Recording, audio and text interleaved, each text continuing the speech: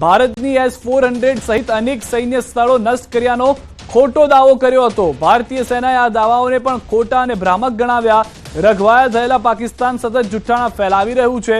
પાકિસ્તાનના સરકારી PTVએ ઘણા ખોટા સમાચાર આપ્યા, જે તમામનું ફેક્ટ ચેક કરતા पर्दाफाश થઈ ગયો હતો। આપ દ્રશ્યો જે જોઈ રહ્યા છો તેમાં પણ જોવા મળી રહ્યું છે કે જે પણ PTV જે પાકિસ્તાનની સરકારી ચેનલ છે કે જેણે દાવા કર્યા હતા કે એક ભારતીય મહિલા ફાઇટરને પકડી છે, જે ફાઇટર જેટ ચલાવી રહ્યા હતા, જે એરફોર્સમાં હતા, તો એ તમામ દાવા જે છે તે ખોટા સાબિત થયા છે। તે ઘણા સમય પહેલાનો વિડીયો અને ફોટો હોવાની પણ જાણકારી મળી છે।